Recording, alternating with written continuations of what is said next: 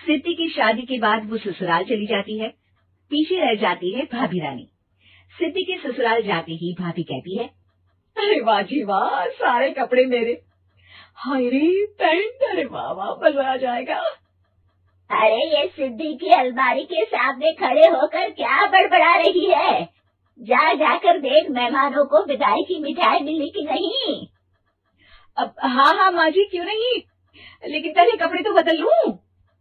अब रानी आ जाती है सिद्धि के उन कपड़ों में जो वो ससुराल जाने से पहले घर छोड़ जाती है। अरे रानी, कुछ दिन रुक जाती। अरे ये तो सिद्धि बिटिया को मैंने ही दिया था, बड़ा ही फबता था उस पर, तुझ पर तो कुछ खास नहीं लग रहा। अब वो ना मेरे सारे कपड़े गीले थे तो सोचा पहन लूं। वैसे भी सिद्धि को कौन सा दिन पुराने आउटडेटेड कपड़ों को पहनना है। वैसे भी ये सूट तो मैंने तभी पहना था, वैसे खास है भी नहीं ये। हाँ हाँ ठीक है, लेकिन ना मेरी सिद्धि पर तो जमता था। सारे मेहमान चले जाते हैं और सिद्धि ससुराल से मायके पहली बार आती है। अपना घर, अपना कमरा, अपनी अलमारी।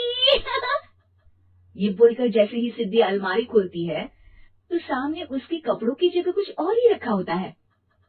माँ, ओ माँ, जरा कमरे में तो आना। सास और रानी वहां पहुंच जाते हैं। रानी ने पहनी होती है सिद्धि की जींस और टी शर्ट। अरे भाभी, ये क्या? ये तो मेरी बड़ी ही महंगी टी शर्ट है, इसे आपने घर में क्यों पहनी है? अरे बहुत मिलती है दीदी ये चौकी मार्केट में, 150 में। ओ भाभी प्लीज, ये एरोपोस्टल है, 2000 की एक टी शर्ट। ओह 2000 में तो दीदी 4 साड़ी आ जाए। अब क्या बोलूं? भाभी, ये मेरी अलमारी में छोटू के कपड़े, तो मेरे कपड़े कहाँ हैं? मेरी अलमारी में? अब दीदी आपको कौन से पुराने कपड़े पहनने थे? माना भाभी, लेकिन मैं जब घर आती तो यही सब पहनती ना। अरे तुम तो बड़ी कंजूस हो दीदी। खैर वक्त आता है जब सिद्धि ससुराल के लिए रवाना हो रही होती है। अरे रानी, अंदर से सिद्धि का गिफ्ट ले आ, लड़की पहली बार ससुराल से मायके आई है। रानी अंदर जाती है और एक सिंपल सी साड़ी लेकर बाहर आ जाती है। ये लीजिए माँ जी। सास बेटी को गिफ्ट देकर ससुराल भेजती है। अगले दिन रानी एक सुंदर सी साड़ी पहनकर सामने आती है।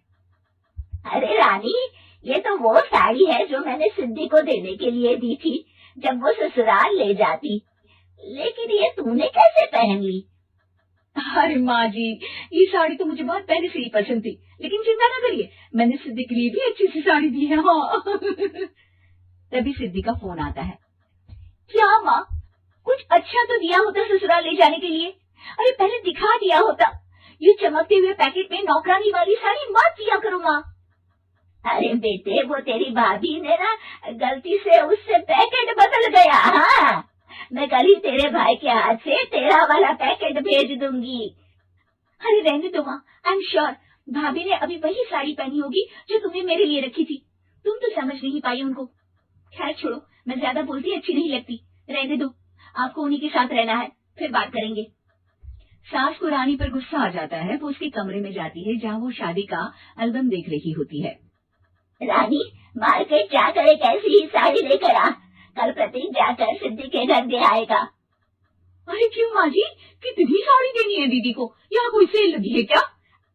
अरे चुप कर, मेरे बेटी के हिस्से की साड़ी खुद पहन ली, अब ज्यादा ज्ञान बांट रही है। एक दिन सिद्धि का फोन आता है। माँ, मेरी सास ने आप सबको खाने पर बुलाया है।